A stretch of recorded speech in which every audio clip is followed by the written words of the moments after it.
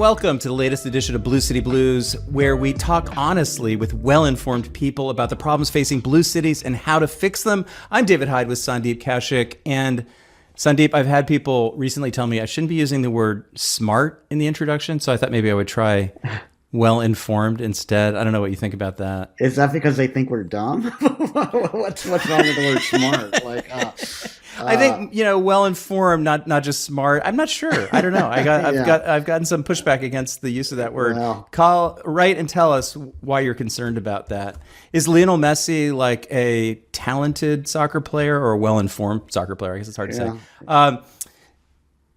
He looks. So very what am I smart. going to do as a transition here? I don't know.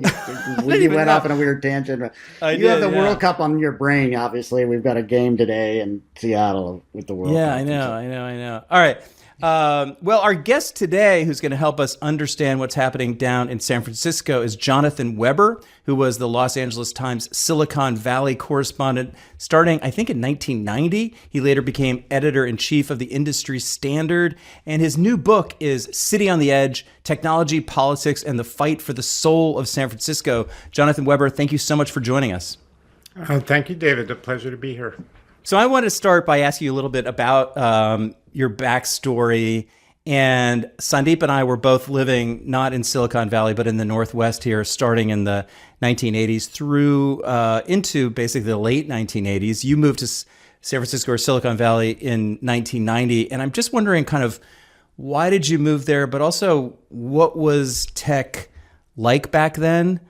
This is pre-email for most people. Mm-hmm. Yeah, well, tech was kind of starting to be a thing, right? So the personal computer arrived in the early 1980s. Through the 1980s, a lot of people bought PCs, but mostly they were used as word processors. The kind of tech revolution as we know it today hadn't really started. But clearly there was a lot going on. And Marty Barron, who was the the business editor of the LA Times at the time, and he was the one who had originally hired me at the paper as an intern, actually. And so in 1990, Marty saw that the tech thing was becoming a big story, and he wanted to have a tech correspondent in Silicon Valley. And so he tapped me for that job. I had a little bit of background. My first job in journalism had been at a long since defunct trade newspaper writing about telecommunications.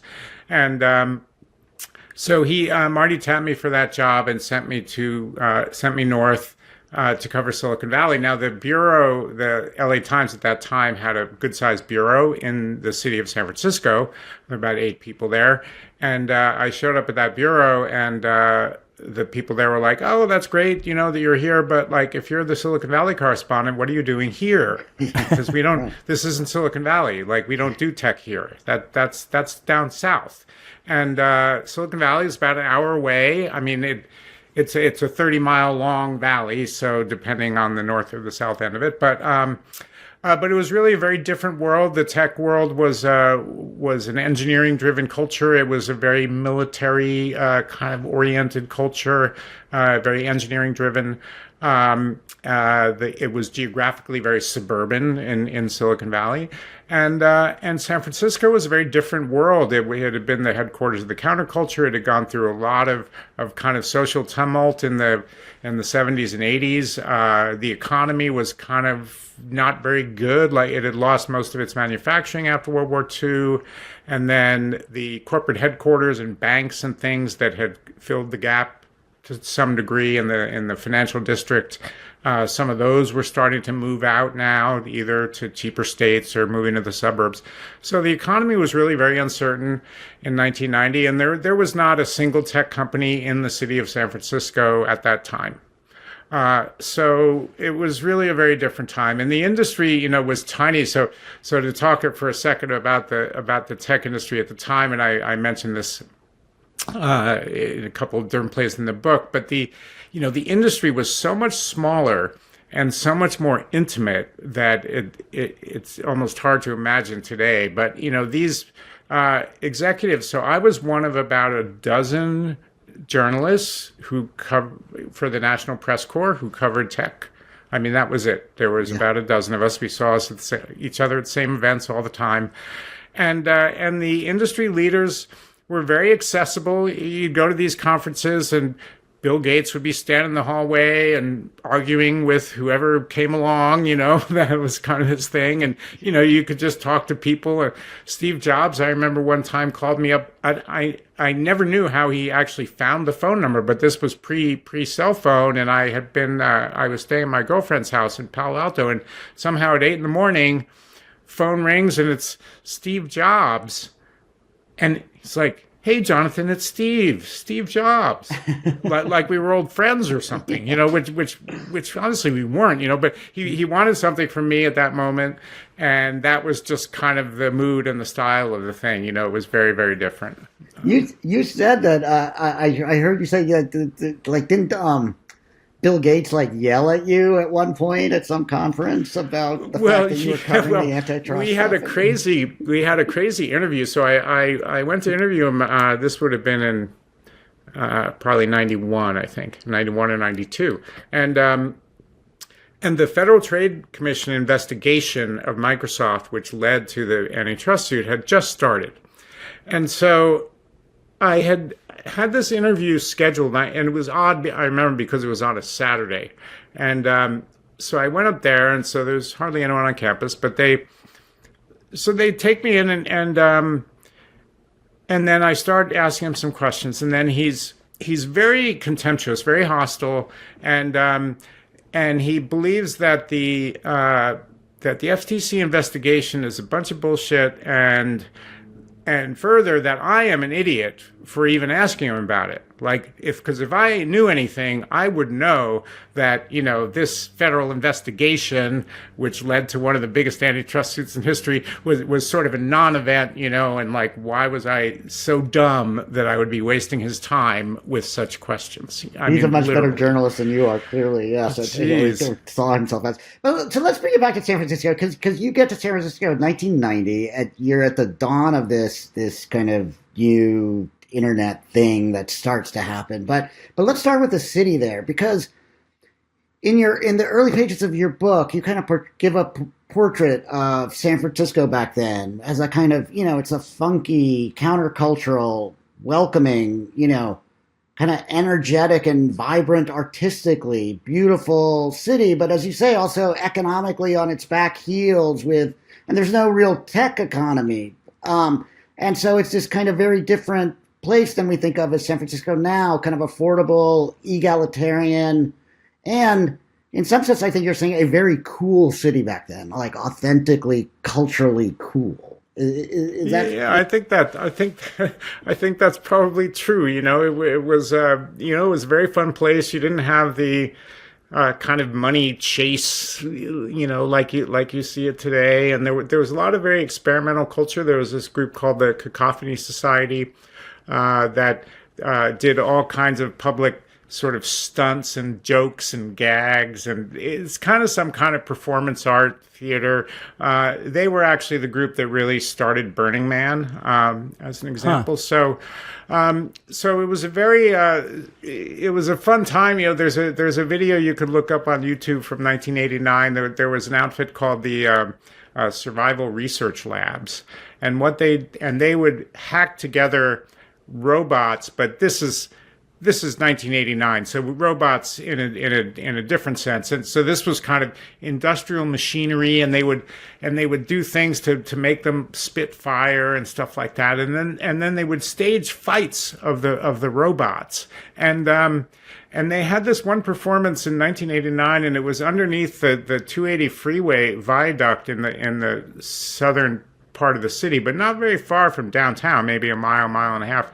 And you watch this video, there's several hundred people there, and these machines are crazy. They're spitting fire, they're crashing. You watch it, you're like, oh my God, someone's gonna get killed, But they're just doing this in the middle of the city, Nobody's telling them to go away. Somebody told me a funny story about encountering the cops. That the cop pulled up and asked a few questions, and the guy gave him a few answers, and the cop drove off. So this is just like unpermitted, right, under a highway. Yeah, and totally. I did watch it because I knew that you were interested in this anecdote, and somebody at the end of it says something like, I could have died, but I didn't die, but I could have died. And you're like, that is a different time, a very different time. And it says something to you like about what San Francisco was like, but also in those days, a real contrast with the culture of Silicon Valley and the culture of tech, right?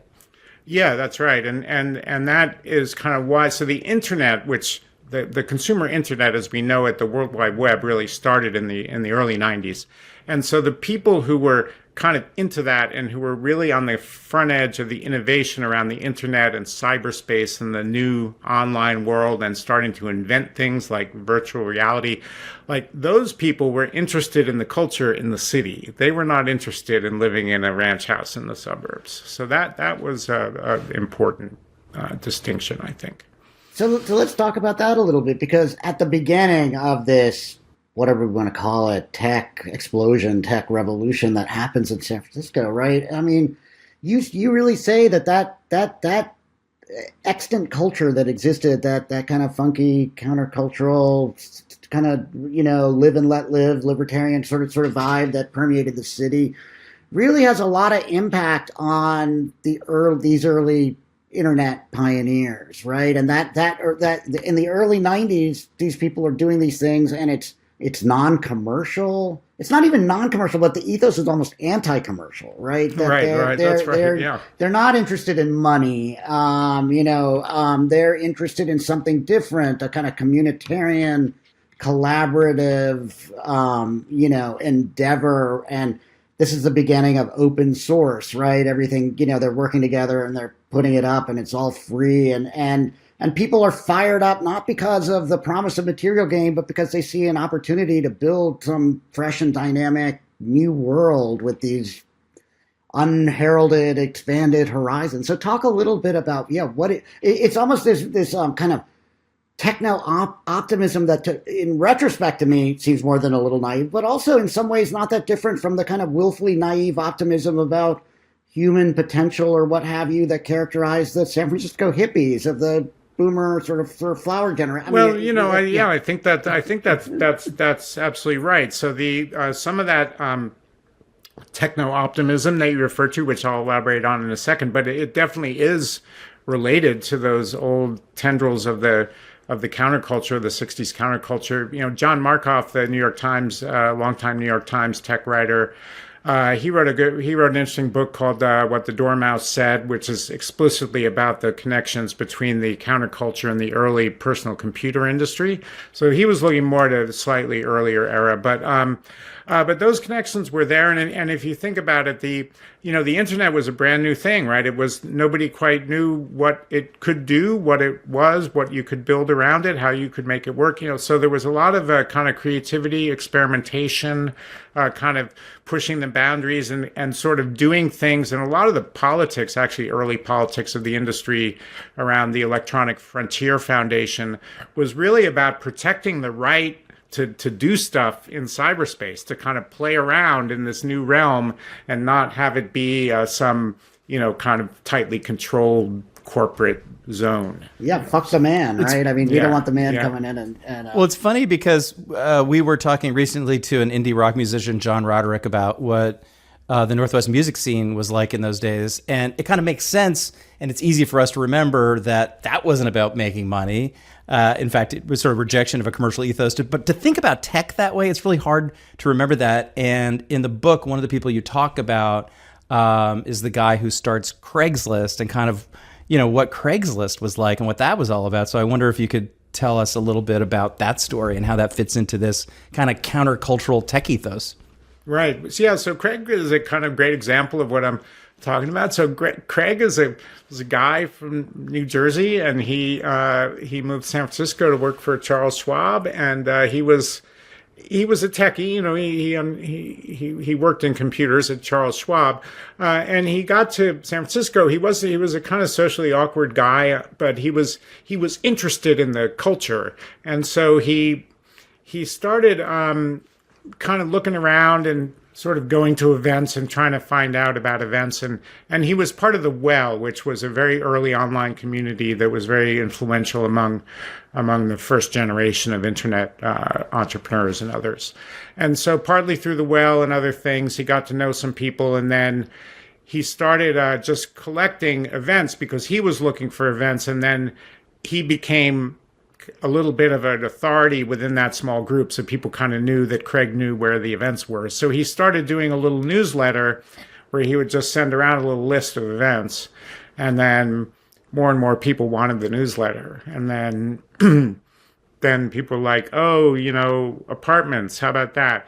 And in fact, Craig told me that the real big takeoff of Craigslist came in 1995 when there started to be tighter housing situation in San Francisco. So it became harder to find an apartment. And so then apartment listings were one of the things he included, and then that was a big part of the takeoff. And, you know, the great thing about the Craig Newmark story is that Craigslist was ginormously popular, right? He kept it super, super simple. It's still simple today. I mean, it really looks very similar to what it did 30 years ago, incredibly. But Craig had a few principles, like people don't like change, so he doesn't change it, right? Keep it simple, because then you won't have to provide a lot of support and you won't need a big team. You know, just keep it simple. And so he did that. The thing was ginormously successful. Had just huge amounts of traffic, right, all over the country and eventually the world. And so meanwhile, and this is, say, 97, 98, 99. So the internet is just starting, the commercial internet. And then one of the things that people see quite obviously is like, oh, you know, classified ads, like this will be a great place to put, you know, to do event listings or to rent apartments or things like that, you know, that Craig was doing. So these early VC-funded companies, and then especially eBay, which was started around in the second half of the 90s, but very, very successful very early.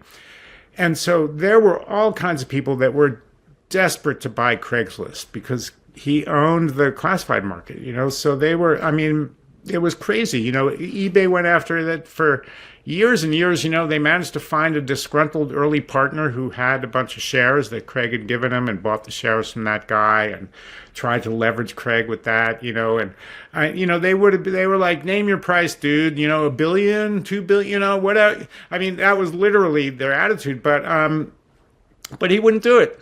Just wouldn't do it. He's like, nope, that's not what I'm in it for. I'm not interested in that, and go to hell, you know? And he did that for decades, you know, constantly. People wanted to buy this thing, and he would never do it. And the poetic justice of the thing is that Craig has made a gigantic fortune. So he turned down, you know, the $1 billion like multiple times. But he kind of made the $1 billion anyway, actually, because the thing is so profitable, even now. Yeah, and you're saying he still has like just a handful of employees and whatever. Yeah, it's like 30 people. But he's become this major. Off. I mean, they're very secretive about the financials. I don't really know, but I think it throws off like $50 million a year in profits. You know, right? And you're saying he's like a major philanthropist now. He's spending, you know, he's giving away hundreds of millions of dollars for. Yeah. I think he told me $400 million he's given away. Yeah. I mean, that's amazing. He's a very unassuming guy. You know, you know, I really like Craig. He's you know, I've known him for a long time, and he, unlike a lot of these people, you know, he's the same guy that he always was. So. The billionaire we need. Yeah, that's right. Okay, it starts in this kind of, you know, techno-optimist, communitarian kind of ethos, but it changes quick, man. I mean, this internet thing really takes off, right? It becomes the big new thing, and this big new thing that the internet is, I mean, globally a big new thing, and it's happening largely or to a really significant extent in the city of San Francisco. And you know, in the book, you chart the rise of these kind of tech startups in the cities, which by the mid to late 90s are becoming a huge magnet for young, smart, educated people who want to be part of this new world and, you know, and participate in the innovation. And then these companies, some of them, they start going public starting in the mid 90s, and huge amounts of money are being made. So talk about that period, right? There's this kind of incredible boom that happens in the late 90s. Yeah, right? so the starting gun was, what they call the Netscape moment, which is when Netscape went public, and its share price went up by 4x on the first day. And it never was that high again, by the way. But that was sort of the signal where the kind of financial industry and VCs and investment bankers were like, "Whoa! Like, there's a huge thing here." So then over the next few years, there was a huge bubble, an investment frenzy around the internet and the opportunity there, and. So I was the editor of the Industry Standard, which was a magazine that was started in 1998. And to give you an example of the magnitude and the speed of the way things developed, and I use I tell the story of the bubble through the story of the Industry Standard, because we were not only a observer, right? We were the journalists with a big team, covering all this stuff.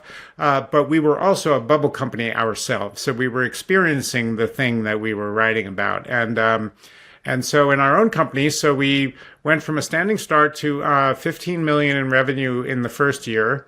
And we had 40 million in revenue in the second year. Wow. We had 140 million in revenue in the third year. Wow. And then in the fourth year, we went bankrupt. So that was kind of a good illustration of the path of the thing. And it was a crazy time. Things happened very fast. The city was kind of on fire. It was fun. There was a lot going on. We were legendary for these parties we had on our rooftop.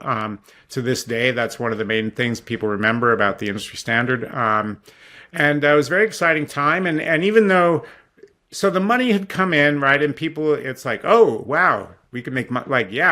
That's cool. We can make a bunch of money. So at that point, people were kind of into the money, but there was also still this very strong ethos of, we're going to change the world for the better. Technology is a good thing. We're going to create a new economy with new kinds of opportunities and more egalitarian, and empower people and connect people and all these good ways. So there was definitely a money-making thing, but it was tightly tied to an ongoing ethos around, like, we're going to change the world for the better. And that, in many respects, I think, and I would speak for myself here, but certainly in my case, like, I had stock options in Standard Media, and the idea of making a few $1 million, at one point my options were worth, a couple of $1 million.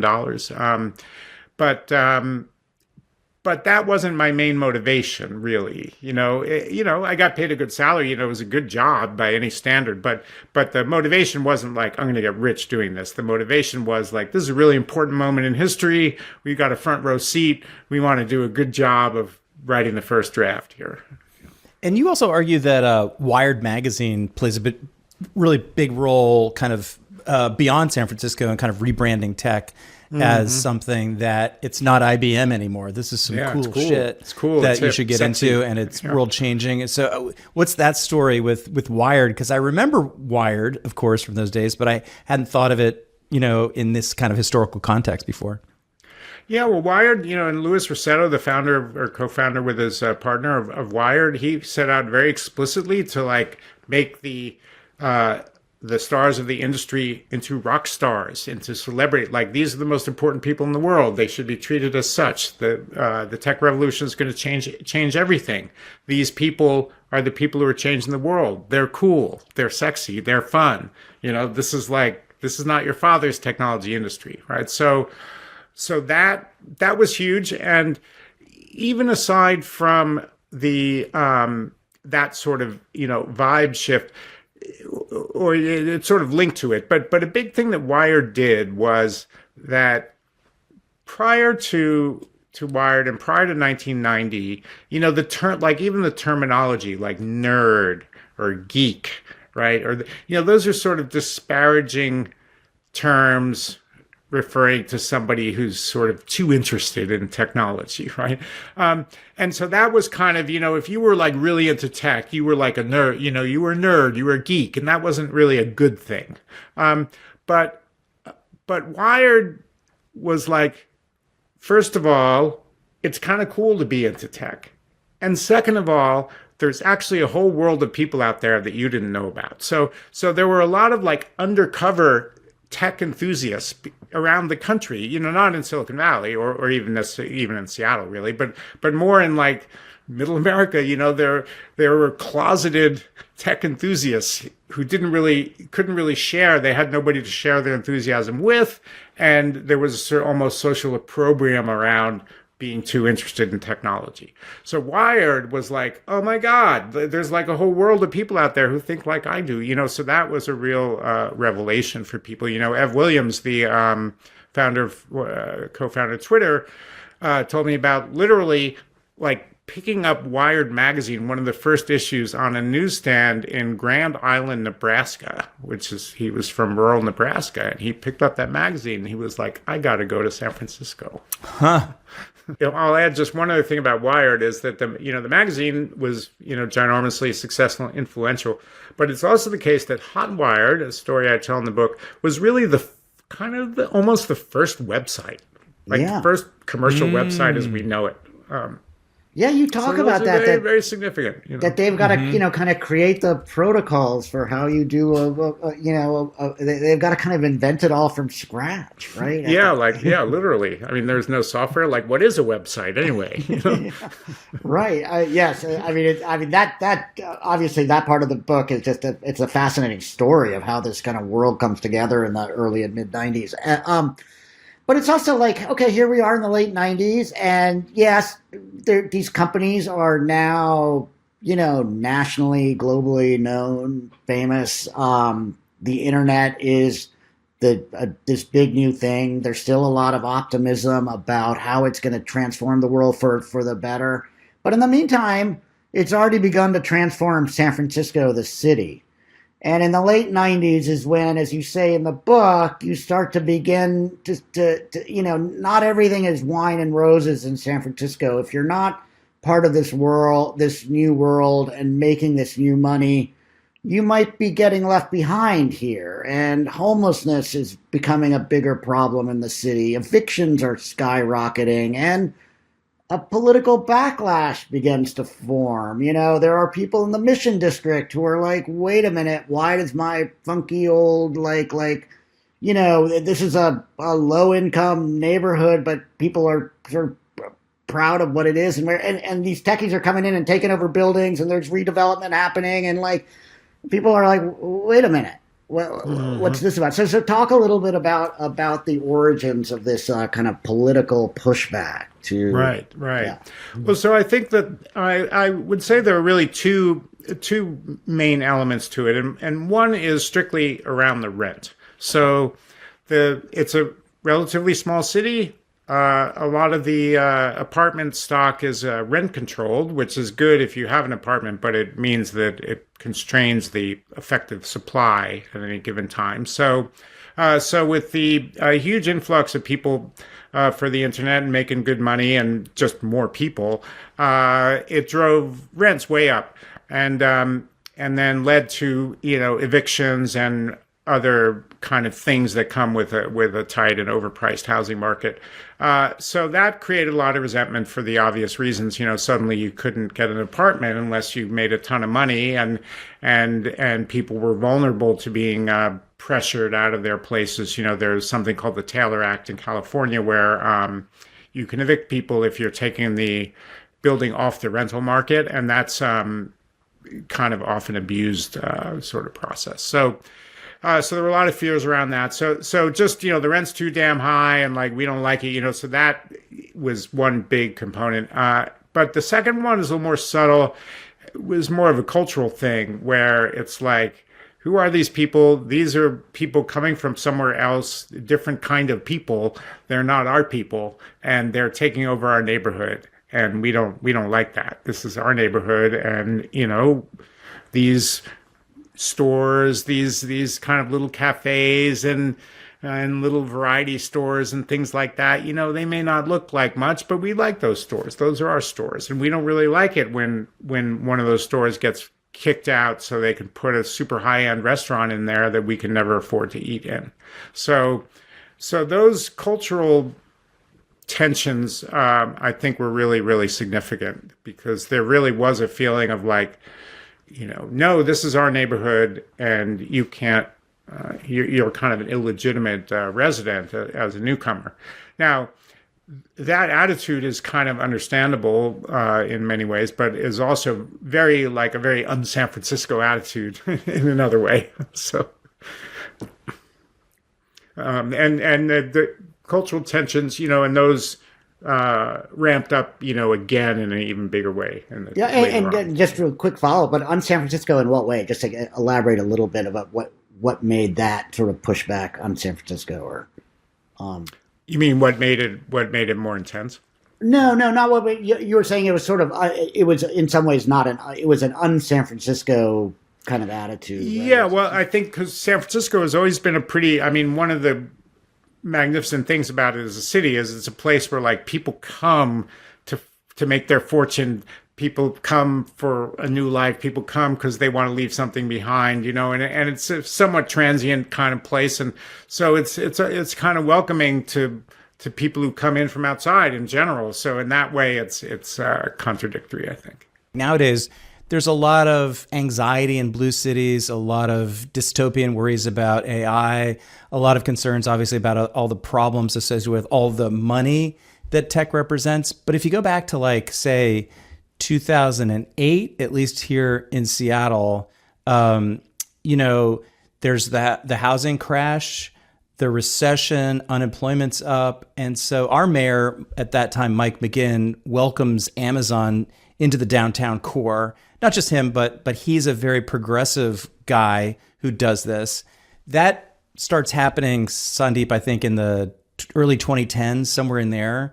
And it takes a while. That's the period in which people are still welcoming Amazon in, but it takes a while for the mood to shift. And then this sense on the progressive side to be like, wait a minute, now tech is basically destroying the city and destroying the world. So I'm wondering kind of what the timeline is in San Francisco when the mood really starts to sour in ways that we're kind of living with right now.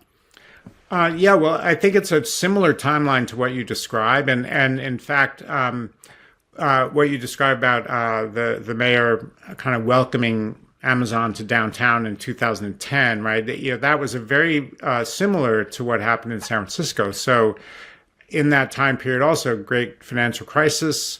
Even though tech was at that point, becoming a significant industry in the city, but it still wasn't anything like it is now. It still wasn't the dominant industry. And so with the problems of the banks and other companies in the great financial crisis, unemployment was way up, it was over 10%.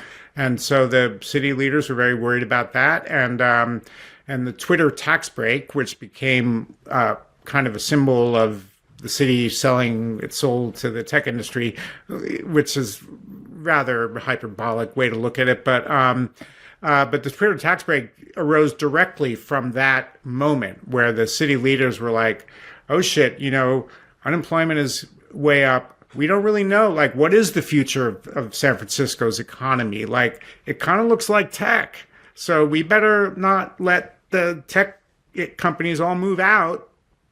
Because then we'll have nothing, So that was sort of the vibe, and I think similar to what you referenced in Seattle. And so basically they give a big tax break to Twitter to Elon Musk. Yeah, well, what they did, so so the real issue was that the city had at that time a payroll tax, 1.5%. Of the whatever a company paid for its payroll, had to go to the city for a tax. And that tax applied to IPO proceeds. And so Twitter was about to go public. And so that tax was going to cost them like 30 or 40 million, just for the IPO proceeds.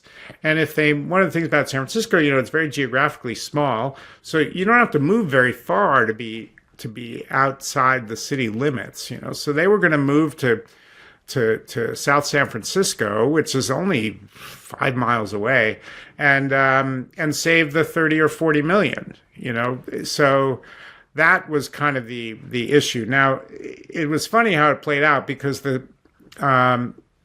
So the city came up with this tax break, and it had to do with this building in this part of town.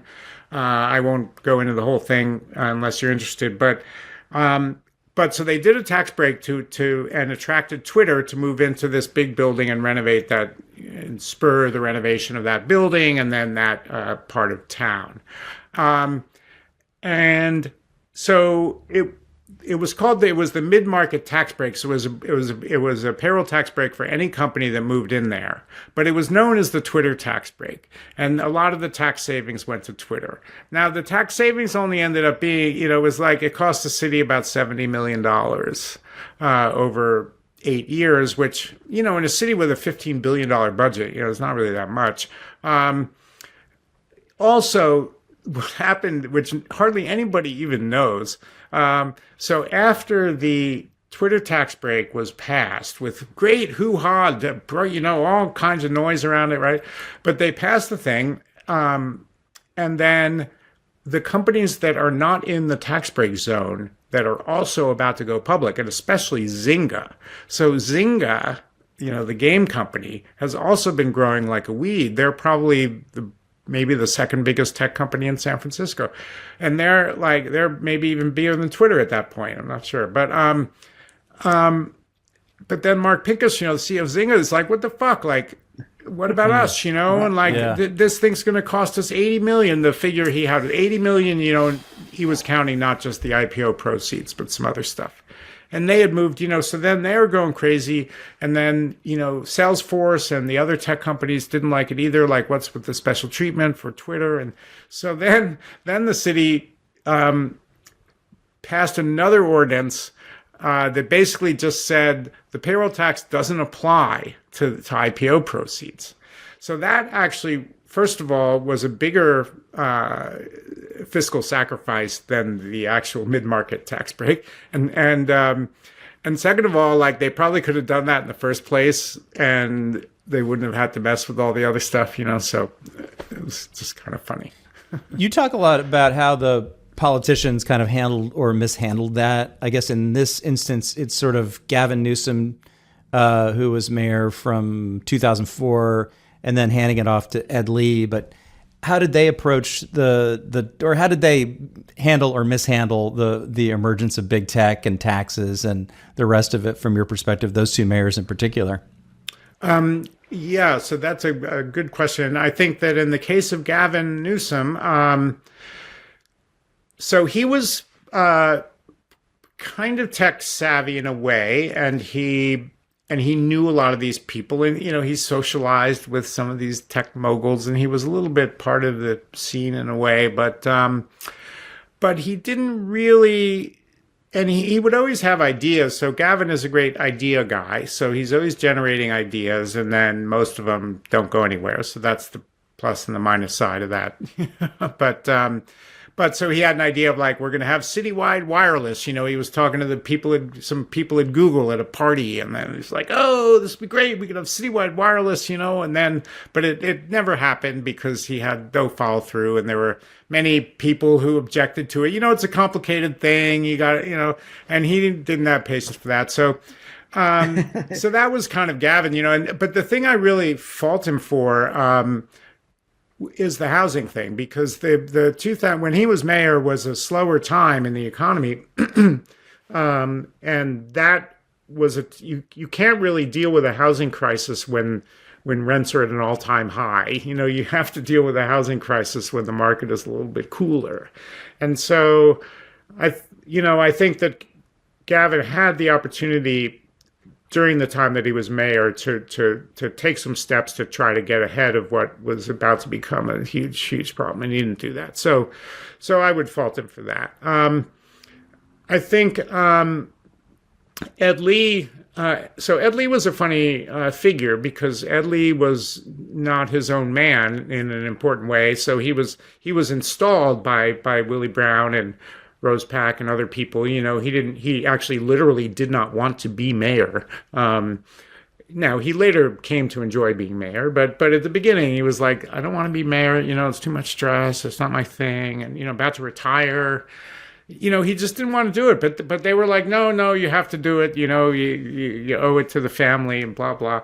So he did it, and then part of all of that actually was that they wanted, and they being Gavin and Willie Brown, who was still the kind of dominant, political influencer, I guess, in town, kind of the Dom, and really the political establishment. They wanted Ed Lee in there because he would do what they needed him to do, and part of that was pass the Twitter tax break and be friendly to tech and bring the tech companies in, and so that's what he did. And he became very friendly with Ron Conway, who's a venture capitalist, and a very particular sort of venture capitalist. And that partnership became almost notorious. And people now think that the Twitter tax break was Ron Conway's idea and that he made Ed Lee do it. But that isn't actually true. The tax break way preceded their friendship. But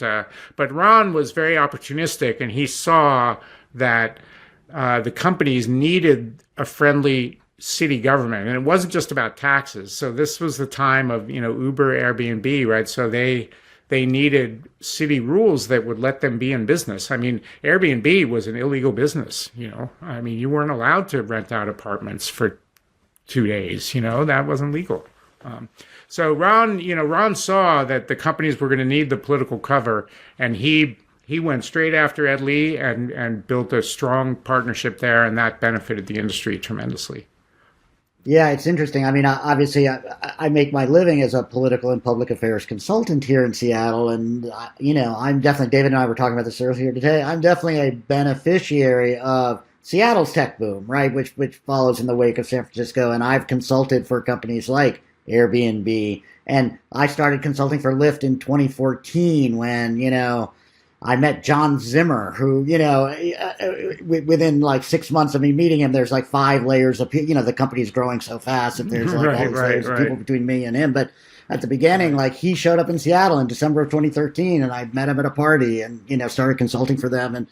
And yeah, it's amazing to see how much these kind of these technology companies become intertwined with the political fabric of these cities. It happens in Seattle. It happens in San Francisco. And you, Jonathan, you're, I think, fair to say, somewhat critical of how sort of San Francisco's political class, right? Willie Brown becomes mayor in the mid '90s. Then you got Gavin Newsom. You have Ed Lee. Obviously, San Francisco is a city that has produced all these outsized politicians. Nancy Pelosi, Kamala Harris comes along, right? And so, is that fair to say that you think the sort of political world of the city became too I don't know maybe even more than intertwined, but kind of too solicitous or something, or too accommodating to tech? Did they drive the bargain that they should have for the benefit of the public? I think to answer the way that you framed it in your last sentence there, I think no would be the short answer. So so the city could definitely have driven a harder bargain, could have gotten more out of the companies in the first half of the 2010s, especially. But again, that just wasn't really the posture of the city. And generally speaking, the city's political class spends a lot of time worrying about its kind of internal machinations, and not enough time worrying about solving the problems of the city. And so that's a general criticism I would make. And I think it was definitely true in the period that we're talking about, because, think about it, there's an economic boom, right?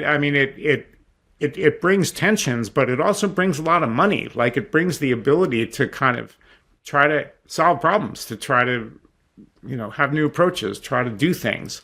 And the city is always in its own way, in trying to do things. There's a lot of factions. The structure of the government with the city, the way the city is governed with the city charter and the ballot initiative system, creates a mechanism for people to end run the process if they don't like the result, and so that's had terrible consequences. So the city has really like tied itself up in a way that it can't really take advantage of the bounty, I guess, of that the tech industry has brought. I think that's similar in Seattle in some ways, and just politically, there's this sense on the progressive side, earlier, or we've been talking about how all this tech money is kind of destroying the city, leading to economic inequality, that you can't afford a house anymore, and that Amazon and these other big companies are doing next to nothing to help. And the tech folks, as far as I can tell, I'm not as friendly with them perhaps as Sandeep is, but they feel a little bit betrayed by this, but also just that they have no fucking responsibility whatsoever to help, because God, it's the government's job to solve all of our problems. And they have this kind of libertarian contempt for government, especially at Amazon. So it's pretty dysfunctional, because it feels like government doesn't do its job and doesn't have a great relationship to tech a lot of times, but tech doesn't play a role either. It's like they're kind of both right. screw ups as far as I'm concerned. Yeah, and there's a few different things going on. I mean, so one is that it's difficult for cities as entities because of the beggar thy neighbor thing. So if a city tries to tax the companies or put too heavy a burden on the companies to try to deal with social problems, companies will just leave. And so that is a real issue. I mean, in 2018. So there was an endless debate about whether Twitter was bluffing and whether they really would have left without the tax break. And I ultimately determined I wanted to answer that question, but it turns out that it's not an answerable question, because there was a split in the company, in the management. Some people wanted to move and some people didn't. And so that never had to be resolved. So it's not possible to know how it would have come out. But it is the case, in 2018, both Stripe and Block both moved out of the city, as they promised they would if the Prop D. So there was another business tax passed in 2018 that all the businesses in the city were fiercely opposed to, except for Salesforce, and they said, Jack Dorsey and the Collison brothers, they said, if this passes, we're going to move out. And it passed, and they moved out. So, the city doesn't have as much leverage as it would like, I guess, in those situations. Now, at the same time, it's also true that, especially now, with AI, like the AI is very concentrated in the city, and like the people really want to be in the city, and so the city kind of has more leverage than it thinks in some ways on these things. So it's tricky. I mean, I personally, I think it's healthy for people who are involved in these debates to have had a turn, like actually be like owning a business, because it changes your perspective on these things, And so, so I had a company in Montana, I had a startup, and we, health insurance. I remember, and it was big pain in the ass, to provide health insurance for the staff, and it was expensive.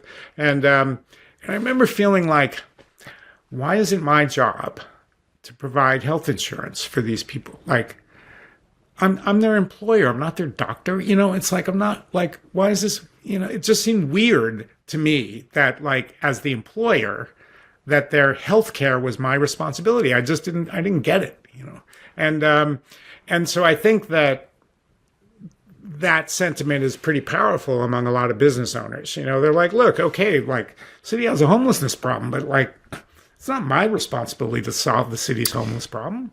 Yeah, and can I just can I just say, I mean, I think there's this kind of open question, which is, if politics worked differently, would these companies be more willing to be taxed and not leave if they felt like the city was doing a great job and would fix the problems it feels like, and other citizens honestly feel like the city's facing and need fixing?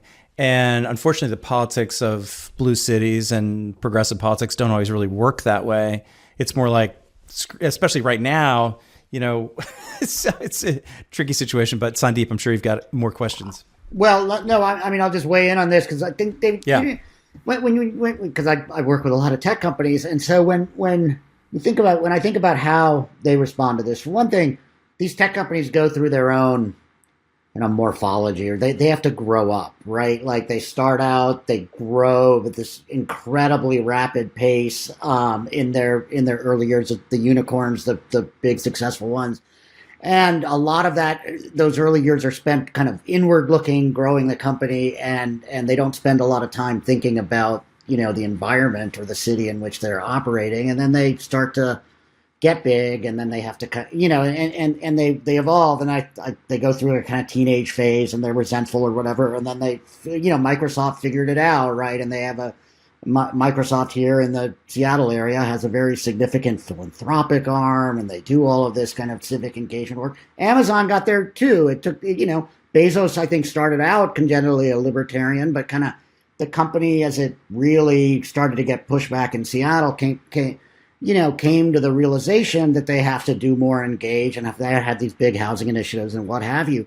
But I think if you ask the tech people who are running these companies, when the city comes and says, we want more from you, I think their pushback these days is, what are we getting for the money? Like when we walk out the door of our building, there's like tent encampments, open air drug use, and like the city's a shithole. And you guys can't govern. So why the fuck should we give you a whole lot more money so that you can fritter away and give it to your progressive friends and dole it out to your, progressive interest groups and stuff, and not deliver the basic amenities of a city where we can do business well, right? I mean, I think that's the pushback, right? Right.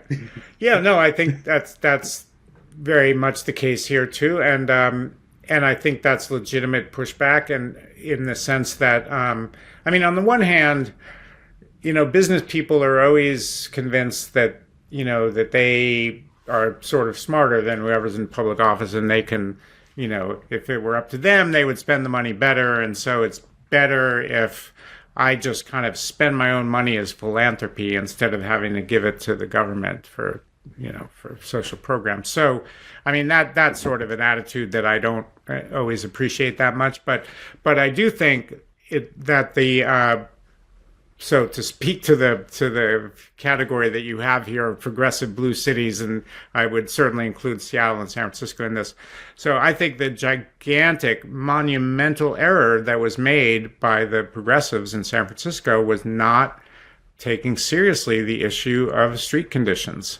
And, it's just, it was bizarre to me because so when I started the San Francisco Standard, and I was headhunted to be to make it into a thing, right? So I started there in September of 21, and the mission was to build a news organization, a daily news operation with a lot of credibility. And so that's something I've done before. It's a hard job, and I didn't think I could really do it remotely because the teamwork is really important. There's just a million things that are really important about a newsroom, about the in-person aspect of a newsroom, and especially in a startup.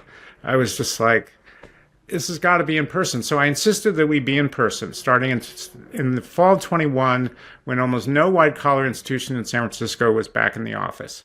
We were back in the office in Showplace Square in Soma, and it was a fucking zombie apocalypse, and it just was, and the progressives are like, oh, this is all an invented story by the right wing. And it's sorry, guys, I was there every fucking day, and it is not an invented story. The conditions down there were an absolute disgrace. The idea that any city government would think that it was okay for a minute to have that kind of shit going on in their streets was just freaking insane.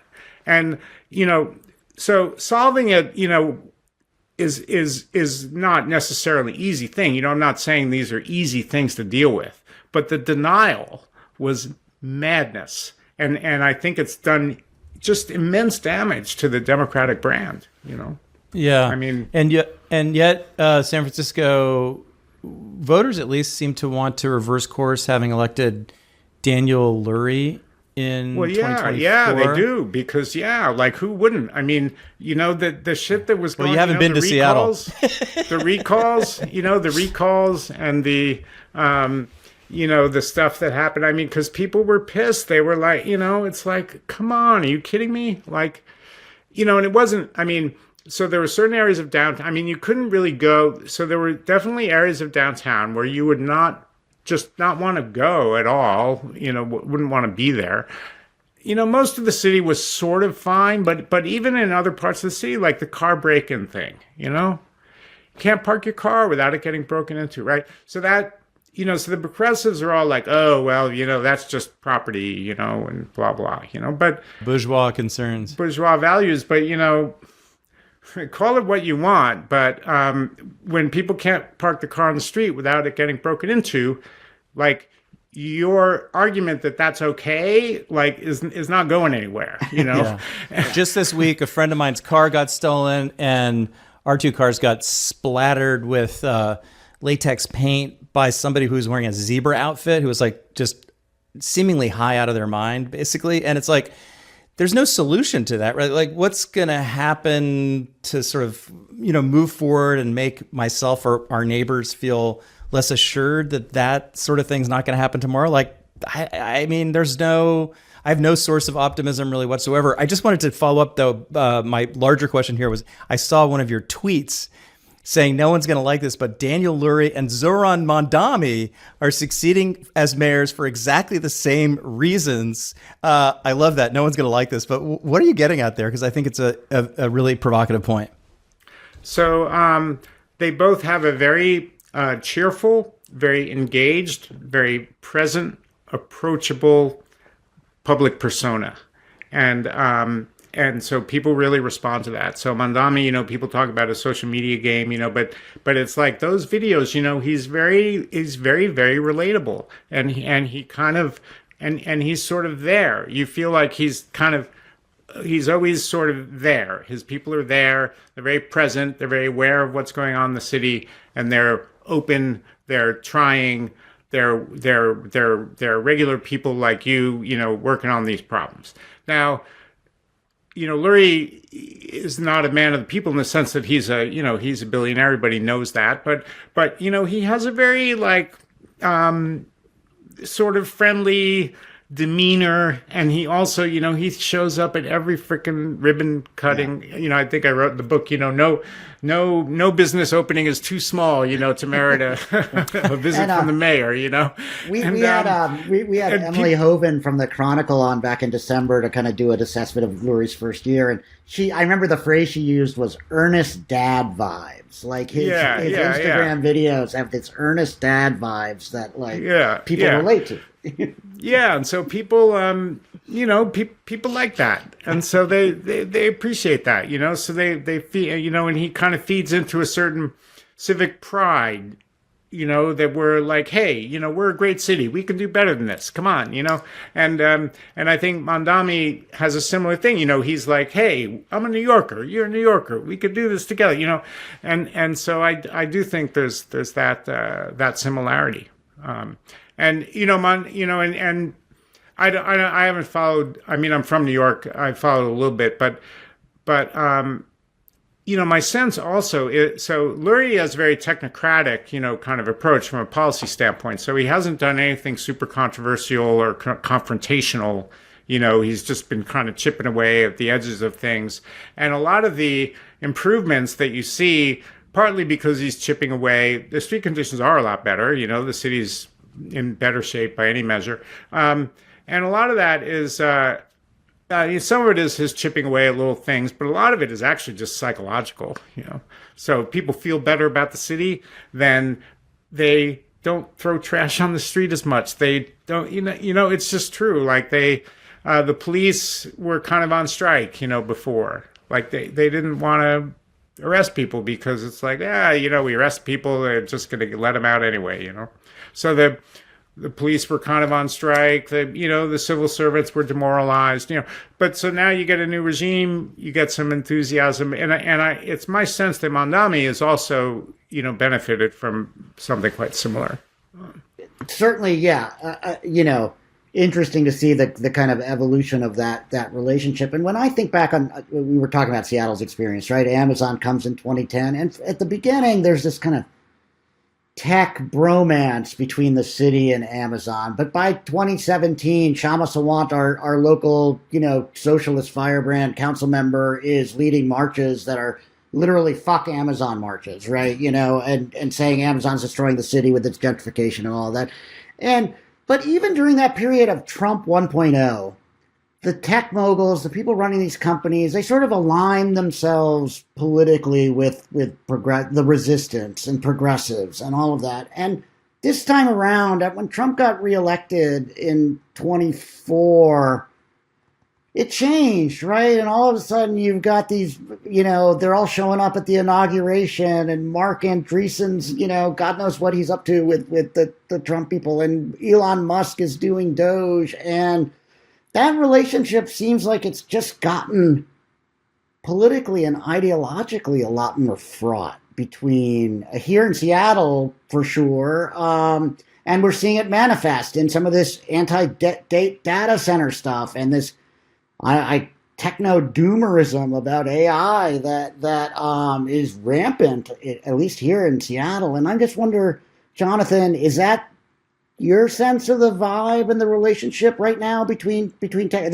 Obviously, the AI boom is happening even more down there than it is here, though we're experiencing it too. But what's your sense of where it's ended up, right? Where right now, where the tech companies and the kind of populace of the city are? Yeah, well, the backlash against tech really began, I think, with Trump 1. And then the Cambridge Analytica and all that stuff, and then just as the industry got so gigantic and powerful and all of that, so that backlash was going on, and I think that what happened in with Trump 2 is that. So you had a certain cohort, you had a small cohort of kind of right-wing tech guys who were way out of the mainstream, so Peter Thiel and David Sachs and these guys, they were like marginal figures. And so, but then with Trump's win, they were suddenly not marginal figure, even Elon Musk, they were suddenly no longer marginal because they were in the center of power, they had the ear of the president. So these marginal figures suddenly became kind of representative of the tech industry's relationship to the Trump administration. So there was that. And then the second thing that happened, and this was honestly a big shock to me, and I think to a lot of other people, is that a lot of the people in tech who opposed Trump decided that it was too risky to be public about that. So there was a very, I thought pretty craven, reaction by a lot of the companies, especially companies like Apple, which had the wherewithal to not do that. And then at the same time, I think what kind of fed into that attitude was a kind of a resentment of criticism that they'd been taking for a long time, and so people, Mark Pincus, who I write about his evolution in the book, and he's kind of a good example because he was a hippie and not a guy you would have expected to sort of go MAGA, but he just got sick of being criticized for being a billionaire after a while, sick of having to defend himself, for this or that, and then the anti-woke thing. Or the I guess the woke, social justice movement and all of the things that went along with that were very alienating to people like him, to kind of mainstream Jewish white guys, in their 50s and 60s. Like the social justice movement didn't resonate very much and was in fact, as one of those people myself, like often kind of directed against people like us, right? So they didn't appreciate that, and so when suddenly they had permission to not go along with it, they were happy to take that permission. So Jonathan, just by way of close, as I read the epilogue of the book, and you're talking about, hey, San Francisco is having this AI boom, jobs, money coming back. Lurie's, very popular, right? Arguably the most popular mayor in the country. And yet there's still this sense of loss, right? Something has been lost in San Francisco that's just not the same as it used to be. Maybe the city's not as cool. It's maybe just too focused on money and economic activity, and it is unequal. So just talk to that, where are we in San Francisco now, and what, when you look back on this trajectory of your career and the city's evolution over the last 35 years, what does that trajectory look like? Yeah, well, I think the city is clearly in a prosperous moment, right? A sort of growth mode, and the AI boom is very real and kind of addressing some of the problems that were revealed in the pandemic. But I do think that a lot of the kind of vibe and activities of the city haven't really come back. So if you walk around the city, just the number of people on the streets, is not what it used to be.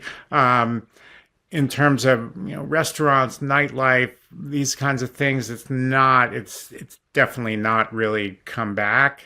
And into some of the experimental art, things like that I was talking about, it's very tough because it's so expensive. About 15 theater companies have closed in the last since the pandemic. The two main prestige art schools both closed.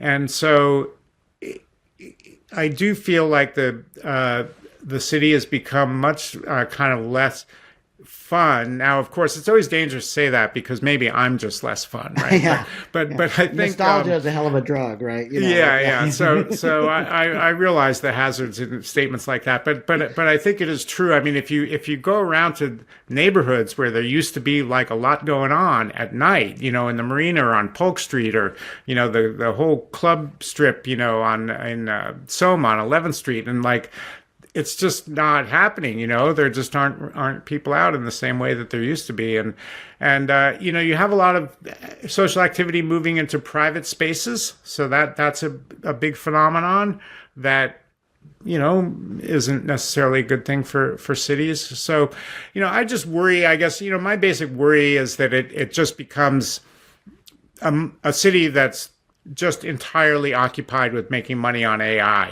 and everything else falls by the wayside. And, I don't think that would be a great thing. Jonathan Weber, thank you so much for coming on Blue City Blues with us and talking about the book and about San Francisco's evolution. Really appreciate it. All right. Well, thank you very much, Sandeep and David. I really, really appreciate it. The book is City on the Edge. Yeah. Get it at City your on the local Edge. bookstore. Yeah, or we'll have a link in our show notes about it. That's it for another edition of Blue City Blues. I'm David Hyde with Sandeep Kaushik. You can support this podcast now if you go to patreon.com/Blue City Blues. We're now up on Patreon. And thanks everybody for supporting the podcast and just so much for listening.